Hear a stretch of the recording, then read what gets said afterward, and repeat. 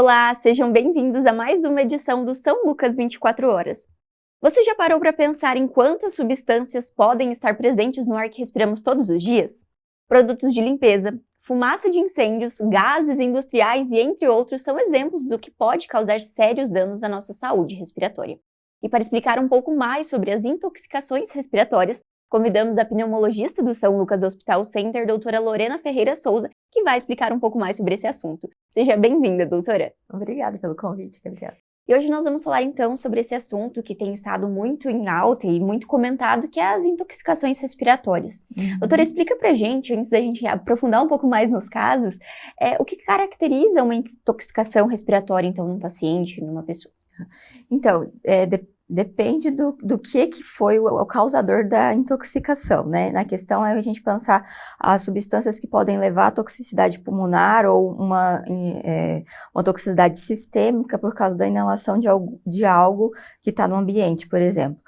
Por exemplo, quando tem muitas queimadas, a gente tem a intoxicação por monóxido de carbono, onde a queimada inala ali o monóxido de carbono e pode ir para o pulmão e gerar dificuldade nas trocas e o paciente entrar em asfixia, né? Mas também pode ter, teve um caso recente de uma criança que inalou um desodorante ali. A gente tem os hidrocarbonetos ali, que são presentes nos propelentes desses desodorantes. Eles podem gerar alterações pulmonares, mas também alterações sistêmicas, por exemplo, alteração cardíaca. Quem inala, por exemplo, veneno, né, dos trabalhadores ali na agricultura, que aqui na região a gente tem muito, né, pode gerar também, às vezes o pulmão ele funciona só como uma porta de entrada, mas os sintomas acabam sendo de todo o corpo, né, mas tem algumas pessoas também que trabalham em indústrias e têm contato com alguns irritantes, e eles podem desenvolver asma ocupacional, que seria a asma induzida por algum inalante que tem ali no trabalho, ou pode ser uma asma exacerbada pelo trabalho. Por exemplo, ele já tem um quadro de asma e aí tem um contato ali com esse irritante no trabalho e acaba piorando os sintomas de asma dele.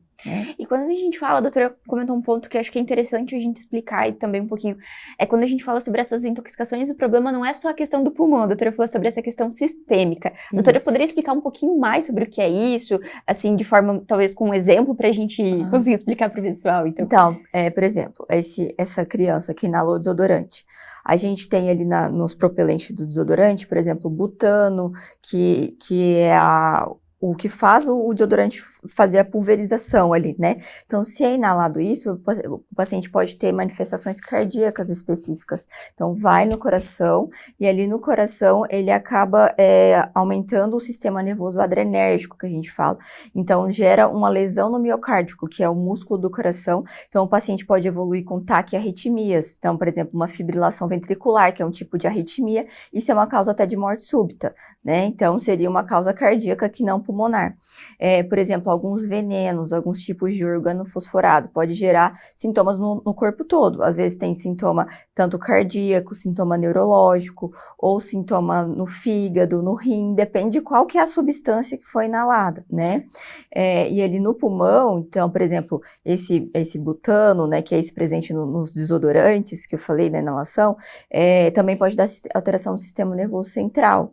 Então, por exemplo, é uma substância que ela atravessa a membrana hematoencefálica, que é uma membrana que reveste o cérebro. Então, ela atravessa essa membrana e aí acaba tendo alterações ali no cérebro.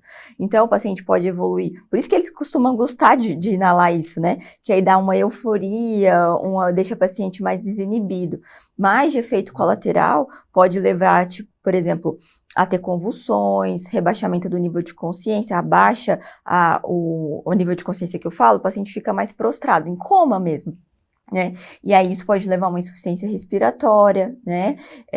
Pode gerar alterações pulmonares, esse gás, por exemplo, pode gerar broncoespasmo, que é quando os broncos ali no pulmão fecham, várias alterações, né? Mas de alterações sistêmicas que a gente for pensar, quando eu falo sistêmico, é vários órgãos, né? Então, tipo, o cérebro, que eu dou exemplos, o coração, o fígado, o rim, né? Entendi. Então, ele começa com uma intoxicação respiratória ali pelo pulmão, ela é entrada, mas ela afeta todo o organismo.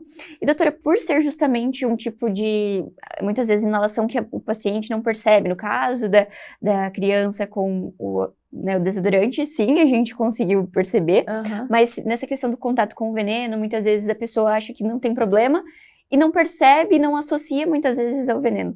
Quais são os sinais que levam, então, a buscar um pronto-socorro, a buscar um pneumologista para se pensar na intoxicação respiratória? Porque como é algo que a gente talvez muitas vezes não vê, né, no dia a dia, quais seriam os principais sintomas que levam a se pensar nisso? Tá. Na agricultura, por exemplo, que tem alguns venenos ali, às vezes o paciente ele pode manifestar sintomas de pneumonite, que é tipo inflamação no pulmão. Aí que parece uma pneumonia. Então, às vezes pode cursar com febre, falta de ar. Então, às vezes é algo que ele acha que é uma infecção, mas pode ser uma inflamação só no pulmão. Então, quando tiver febre, falta de ar, tosse, é importante procurar o atendimento, né? Também, por exemplo, quando sentir o paciente também, os brônquios podem fechar, então pode sentir que está tendo chiado no peito, então, algumas substâncias, porque tem várias substâncias que a gente pode ter contato, né? Então, chiado no peito. Outra coisa, quando é a intoxicação ali por alguns venenos também na agricultura, o paciente pode falar, estou mais cansado, mais prostrado, ou com muita dor de cabeça, pode ser que seja algum sinal de que não tem alguma coisa que não está certa. Né? Olha só que interessante, então, muitas vezes o sintoma não vai ser aquele que a gente imagina da falta de ar imediata, ela tem vários outros que podem causar também. Isso.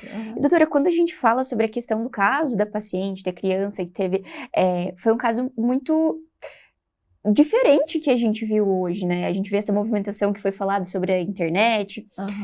Quais são os cuidados que a gente deve ter, então? Porque nunca se espera que vá acontecer com a gente, mas quais são os cuidados que a gente deve ter também de alertar as crianças, de alertar a população de forma geral, que são mais propícias a ter esse tipo de intoxicação? Então, muitas vezes, não só proposital, mas também por convivência mesmo, de fato.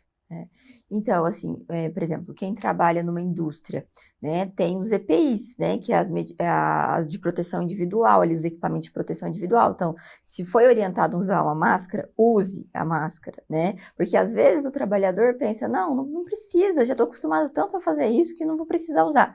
Use, porque pode ser que às vezes não cause sintomas imediatos, né?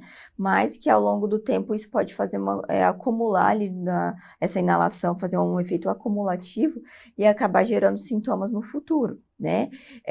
E as crianças, o que a gente percebe, né? Por exemplo, criança, idoso, né? Então, acaba que são pessoas que o sistema imune ele é mais deficitário. Então, a gente tem que orientar a ter mais cuidados, né? Então, as crianças é difícil, né? Porque às vezes eles fazem sem a gente ver, né? Então, eu acho que o mais importante é orientar as crianças em relação aos riscos, né? Por exemplo, às vezes esse curso é como uma brincadeira, né? Tá ali pegando um desodorante ou alguma outra coisa que para inalar, né? Que tem um gás inalado, mas que pode gerar situações catastróficas, né? Igual que foi o caso dessa menina que a gente viu ali, que teve uma morte súbita, né? Isso provavelmente pode ter sido pelos efeitos cardíacos, mas nada impede com que essa criança ela desenvolva asma ao longo do tempo, né? Um idoso também que às vezes está em contato com algum outro inalante ali, pode desenvolver um DPLC, que a gente fala que fecha os brônquios ali, né? Então, acho que o mais importante é eles terem ideia dos riscos que pode acontecer e os pais ficarem mais vigilantes, né? No cuidado com as crianças, principalmente. Outro fator que eu acredito que também é muito interessante a gente falar, que também pode causar, eu acho que, danos ao sistema respiratório, e acho que a doutora vai poder explicar mais pra gente, é sobre a questão dos produtos de limpeza, né? Então, vamos lavar o banheiro, o famoso vou lavar o banheiro, joga tudo que tem em casa, e quando vai entrar, aquele cheiro é muito forte. Isso também pode causar danos, né, doutora? Outras formas, explica pra gente também o que pode acontecer muitas vezes colocar todos os químicos possíveis para limpeza.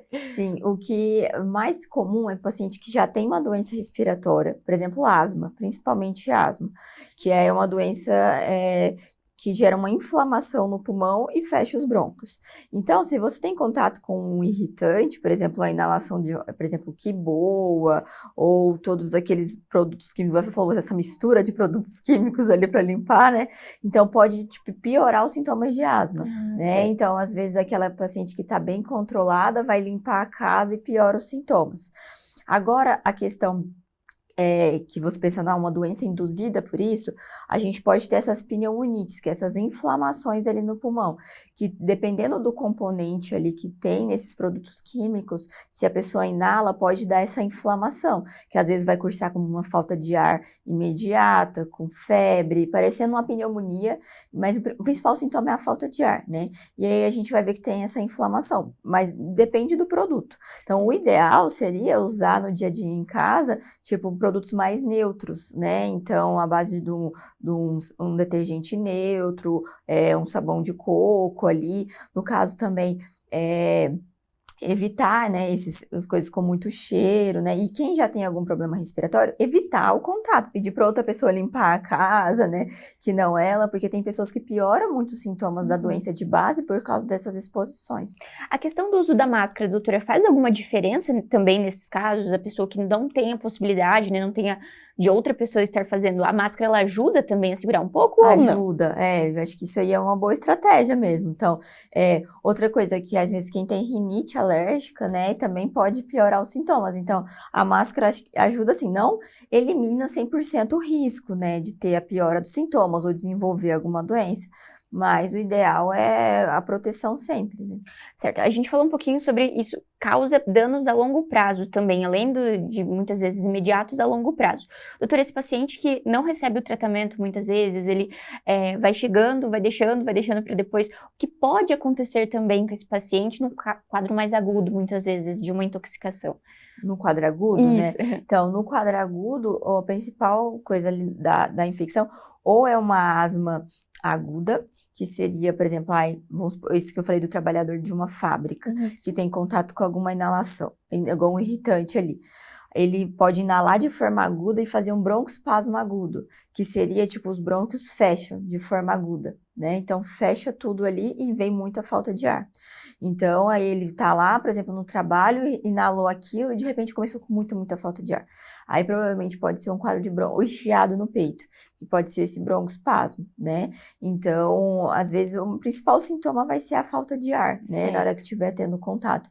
E quando, por exemplo, em queimadas, né? Aí o principal sintoma vai ser, às vezes, vai ser por irritação pulmonar ali, entre a porta de entrada e o pulmão, mas às vezes ele vai ficar mais prostrado, então às vezes vai ficar mais sonolento, com rebaixamento do nível de consciência que a gente fala. Certo. E quais são os tratamentos, doutora, então, para esses casos de pacientes? Tanto os pacientes que chegam, que já vêm de algum tempo sentindo, ou nesses mais agudos mesmo, que chegam no pronto-socorro ou no consultório para uma consulta. Quais são as condutas que vocês tomam também nesses casos? Então, pensando assim, vamos supor, resumindo tudo que a gente falou, né? Então, um paciente uma pessoa, né, que tem contato com algum irritante, seja esse inalante ali, o irritante pulmonar. Seja numa fábrica, seja na agricultura, seja na inalação do desodorante. Então, de forma aguda, ele pode ter o broncoespasmo, que é que os brônquios fecham, e pode ter essa pneumonite, pensando nas causas respiratórias, né? Essa inflamação do pulmão. Então, para o broncoespasmo, por exemplo, que é quando os brônquios fecham, a gente faz remédio para abrir os brônquios de forma imediata. Então, às vezes é inalação, tem umas outras bombinhas que usa de forma imediata para abrir. Então, o principal tratamento é abrir os brônquios, então é a inalação principalmente. Agora, as pneumonites, que são inflamações ali dentro do pulmão, normalmente a gente usa corticoide, o principal, porque ele é um anti-inflamatório pulmonar, então ele diminui a inflamação. Então, a gente tem que ter certeza que a causa foi essa, e porque a gente pesquisa outras coisas, porque tem várias outras doenças que podem dar essas inflamações, então sempre pesquisa outras causas, mas se pensar, não, foi por esse inalante ali, então o principal tratamento é usar o corticoide, né? Agora, pensando a longo prazo, aquela pessoa que está inalando a longo prazo esses irritantes aí, esses inalantes. Então, se desenvolver um quadro de asma, que pode desenvolver a longo prazo, ele pode desenvolver um quadro de asma. Então, esse quadro de asma a gente trata com corticoide inalatório. Então, é medicação que usa para desinflamar o pulmão e também com broncodilatador, que é medicamentos que usa para abrir os brônquios. Agora, ele pode desenvolver também um quadro de DPOC, que é doença pulmonar obstrutiva crônica, que ele se comporta também, a asma é uma inflamação que fecha os brônquios. O DPOC, ele vai fazendo essa inflamação ao longo do tempo e vai fazendo como se fosse uma fibrose dos brônquios, e os brônquios vão fechando e vão ficando bem fechados, assim. Então, a gente usa principalmente os broncodilatadores, que é para abrir os brônquios, né? Então, seria basicamente isso, pensando só na parte pulmonar, né? Agora, se a gente pensar que essa intoxicação sistêmica no corpo todo, aí depende qual que foi o inalante que levou a isso e qual órgão ali do corpo que tá afetado, para a gente poder tomar as medidas adequadas. Certo, então esse é um trabalho que também vai em conjunto para fazer essa análise do paciente. Exatamente. E, doutora, existem exames que são utilizados para esses diagnósticos ou é muito mais clínico ali da conversa com o paciente? Existe sim. Então, por exemplo, se a gente pensar que esse fosse esse quadro agudo, né? Então, o mais importante é a gente fazer uma imagem do pulmão. Então, seria, por exemplo, o raio-x de tórax, mas o melhor seria uma tomografia de tórax, que aí na tomografia a gente consegue ver se tem essa inflamação ali dentro do pulmão mesmo, que é porque que está gerando essa falta de ar de forma aguda, essa tosse de forma aguda. Então, pensando da quadro aguda, é principalmente um exame de imagem. Agora, isso que está vindo ao longo do tempo, com falta de ar, com tosse, então, para a gente pensar, será que desenvolveu um quadro de asma? Será que desenvolveu um quadro de DPLC, por exemplo? Aí a gente pode fazer, além dos exames de imagem, a gente pode fazer exames que a gente fala de função pulmonar, que aí no caso é a espirometria, que é um exame do sopro, né? É popularmente visto como exame do sopro, onde o paciente sopra no aparelho e a gente consegue ver todos os volumes dentro do pulmão. Então, consegue avaliar se os brônquios realmente estão fechados ou não. Que bacana. E esses exames são realizados aqui no hospital hoje? A gente Sim. tem esse tipo de exame à disposição do paciente Sim, também, todos certo? os dois são realizados aqui. E, doutora, explica um pouquinho mais pra gente. A gente falou, então, sobre vários casos e tudo também depende muito da questão dos inaladores, mas, além disso, e a gente não pode olhar para esse paciente que a gente já costumou já conversar aqui, que é só um caso isolado, geralmente tem outras comorbidades, outras coisas associadas também. Muitas vezes a questão do cigarro pode estar juntamente. Doutora, não é o tema principal da nossa conversa, mas o cigarro também causa danos aos pulmões e todo o sistema também. Explica pra gente, em caso de pacientes, o que acontece com o pulmão no caso de pacientes com cigarros e também se ele está associado e tem, posteriormente, uma intoxicação por outros fatores. Então, Sim. Quais são os danos a mais para esse paciente? Então, o que a gente pode pensar que hoje em dia, para a gente for pensar, está muito em alta, e também nas crianças, igual a gente falou ali, a questão do desodorante ali, desses casos que teve, a gente pensar também no cigarro eletrônico, né? Certo. O cigarro eletrônico, ele, diferente do cigarro convencional, que ele tem o principal problema do cigarro convencional é a nicotina. Então, é o efeito cumulativo da nicotina ao longo do tempo. Agora, o cigarro eletrônico, além da nicotina, porque cada um tem uma quantidade específica, principalmente de sais de nicotina, a gente tem também tem um óleo ali nos cigarros eletrônicos que tem outras substâncias. E essas substâncias que são ali presentes, além dos efeitos cancerígenos, elas também podem dar essa inflamação pulmonar aguda, que eu falei, então esses quadros de pneumonite. Então, pensando ali no mesmo público, que hoje em dia, infelizmente, a gente está vendo crescer muito entre os adolescentes, até crianças, pelo efeito atrativo, né? Que tem um cheirinho bom, a cor ali, que às vezes é um dispositivo bonitinho, que chama atenção, a indústria faz isso pensando também nesse público.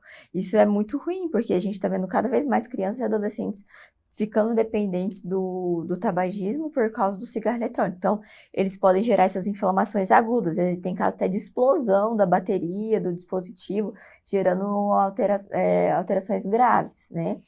Mas a gente pensar no cigarro convencional ali, aquele cigarro de filtro branco, ou cigarro de palha, o efeito principal é esse efeito da nicotina ao longo do tempo. E que no cigarro eletrônico isso também acontece, né?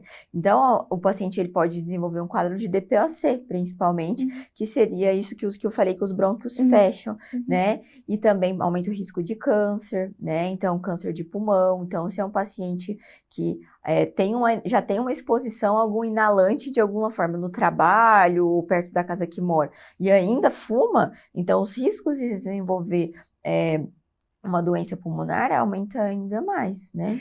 E quando a gente fala sobre essa questão da exposição, ela vai também além da pessoa que tem um contato direto, mas quem tá em volta também, né, doutora? Isso também acontece muitas vezes. Com certeza, a gente sempre, quando pergunta o paciente se ele fuma, também pergunta se tem outras pessoas que fumam junto, que é o tabagismo passivo, né? Então, de qualquer forma, ele tá inalando ali do lado, né? Então, o cigarro eletrônico também, as outras pessoas que estão do lado estão inalando. Então, a exposição do ambiente também conta.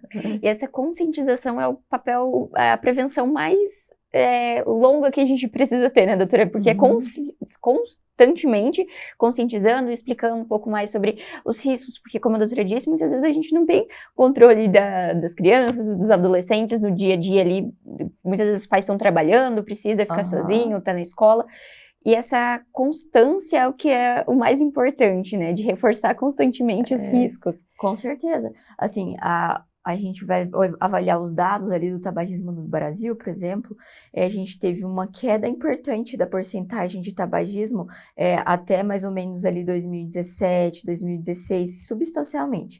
A partir dessa data, a partir principalmente de 2019, a gente viu que o tabagismo voltou a crescer. E foi principalmente decorrente do uso do cigarro eletrônico, que a gente viu que aumentou essa porcentagem, principalmente em adolescentes, em jovens. Mas por que tinha caído anteriormente? Por causa das campanhas de prevenção. Então, você pode ver que hoje em dia, se é uma pessoa que vai comprar o cigarro, ali no cigarro tem aquela foto mostrando que, tipo, que aumenta o risco em gestante, aumenta aquela questão mostra às vezes pessoas com os dentes ali todos com problemas dentários, né, mostra que aumenta o risco de ter um infarto. Então, isso fez parte da campanha de conscientização para reduzir, e foi bem significativa a redução do tabagismo. Então, o papel agora também, assim, é um desafio para a gente também mostrar para essas pessoas que começaram a fumar agora, seja o cigarro eletrônico, seja o cigarro convencional, mostrar os riscos, né? Que existe sim risco, não é algo que é inofensivo. Por exemplo, a criança acha que um adolescente acha que é inofensivo pela cor, pelo cheiro. Não, tem problema. E não é só o problema a longo prazo do efeito da nicotina, é o efeito agudo que eu falei, né? Então, eu acho que a conscientização tem que começar dentro de casa, né? Então, é importante até um programa como esse que a gente está falando ali para a população dos riscos, então, para os pais terem ideia dos riscos disso. E às vezes, igual você falou, às vezes o pai não está dentro de casa, às vezes tá trabalhando, né? Então, eu acho que as escolas. Então, recentemente eu fiz uma palestra numa escola aqui de Cascavel e eu adorei terem me convidado, porque, tipo, foram os alunos do ensino no ensino médio, e eu pude falar para eles e demonstrar para os alunos os riscos. E eu vi que eles ficaram bem assustados, porque às vezes desconheciam, sabe? Acha que o amigo tá usando, tá tudo bem. É legal, é divertido, tá tudo bem. Mas não, aí, por exemplo, acho que se as escolas começassem a ter esse hábito de todas as escolas demonstrassem para os alunos os riscos, sabe? Chamasse profissional de saúde para falar sobre isso, a criança também poderia levar até informação até para os pais, que às vezes os pais desconhecem e às vezes chega pela criança, sendo que essa orientação começou nas escolas, né? É fundamental também, porque como a gente disse, é algo que a doutora falou, a própria indústria faz com que seja atrativo, mas tem os danos também. E gera muita discussão também, né, doutora, isso. A gente vê um público falando um assunto, outro público falando outro, só que a questão dos especialistas e os médicos trazerem isso para a população é fundamental para mostrar que sim, isso vai gerar danos de formas que a gente muitas vezes até desconhece a longo prazo do que de fato vai acontecer. Certo? Exatamente, assim, como é algo que a gente tá tendo agora, a gente tá vendo os efeitos mais agudos. Então, igual eu falei, às vezes o paciente tem pneumonite, tem essas explosão da bateria, que tem vários relatos na literatura que explode e já vai parar ali dentro do pulmão, né? Então, a gente tá vendo isso agudo agora, mas assim, essas outras substâncias, além da nicotina, a gente não tem estudos ainda suficientes para demonstrar qual que é o efeito disso cumulativo ao longo do tempo. Tem algumas substâncias que a gente já sabe que é potencialmente cancerígena, mas a repercussão, tipo, no geral, a gente ainda não tem estudos robustos de acompanhamento ao longo do tempo para poder ver, e eu acredito que sim, vão ter várias repercussões ao longo do tempo. Certo. E quando a gente fala sobre ainda essa associação a outros agentes que a gente comentou antes, da questão do trabalho, da questão dos próprios venenos ali que está em contato aqui na nossa região, que é muito prevalente. Então, é muito importante a gente ter esse cuidado e pensar na saúde como um todo, né, doutora? Porque a gente está olhando, eu sempre brinco que é o bem mais precioso de todos nós e que a gente tem que tomar esse cuidado e tem que tomar cuidado de falar com quem tá em casa e de falar com os idosos, porque também idoso também é uma população que essa questão do cigarro é muito prevalente, que também é constantemente falada, mas é muito importante esse trabalho. Eu agradeço a presença da doutora. A doutora gostaria de deixar uma mensagem, então um recado para quem está assistindo a gente, tanto sobre a questão dos cigarros, quanto das intoxicações, e também sobre essa busca pelo profissional adequado para fazer o tratamento também. Assim, eu penso que o nosso pulmão é feito para respirar o ar normal, o ar limpo, né? Sei que às vezes a maioria das cidades tem a poluição associada, que isso a gente não consegue controlar tanto assim a pessoa em si, né? Mas, por exemplo, tem outras coisas que a gente consegue controlar. Então, por exemplo, que a gente deu o exemplo lá dos produtos de limpeza em casa, usar uma máscara quando tiver exposição a algum fator diferente do que o ar normal, né? Eu acho que é a melhor forma da gente pensar, assim. Então, tem contato ali em casa com algum inalante, vai fazer uma reforma, então vai mexer ali, sabe que vai ter exposição ao pólen diferente, coloca uma máscara, vai limpar uma casa que vai usar um produto diferente, o ideal é não usar, mas se for usar, coloca uma máscara, né? Trabalha numa indústria que tem que usar o EPI, que é a máscara lá de proteção, então use, se é recomendação da indústria usar, use, né? Por exemplo, também, quem é trabalhador rural, aqui a gente tem muita gente que mora em sítio, que tem que eles mesmos que cuidam das plantações deles, então, quando vai passar um veneno, que às vezes é indispensável ali para a lavoura, usar também essa máscara, né? Então, pode ser aquela máscara cirúrgica branquinha mesmo, que é aquela, ou se não conseguir achar que esses trabalhadores da lavoura, até é ideal que seja aquelas máscaras N95, que é uma máscara mais reforçada. Mas se não tiver, que use que seja essa máscara. A de pano não serve para nada, assim. Ótimo a gente falar. O ideal seria aquela máscara cirúrgica que vende na farmácia mesmo, a máscara branquinha. Que eu acho que o principal a principal dica que eu posso dar é a prevenção mesmo. Se você tem contato com esses irritantes inalatórios, então use a máscara, se proteja, né? E se começar a apresentar algum sintoma, que seja falta de ar, tosse, chiado no peito, então é importante procurar um profissional, procurar um pneumologista, procurar que seja um pronto-socorro, o médico da família no postinho, né? O clínico geral que já acompanha, mas procurar um atendimento, não achar que é normal, né? Quem fuma acha que tossir é normal, né? É verdade. Mas não é, se tosse, tossir não é normal. Se tem tosse é porque tem algo irritando o pulmão que quer jogar para fora. Então, se tem tosse, é importante procurar atendimento. Olha, essa é uma informação muito valiosa mesmo. Doutora, muito obrigada novamente pela participação e fica sempre o convite para vir falar com a gente sobre a saúde respiratória. Eu que agradeço pelo convite, fico à disposição para novos convites aí.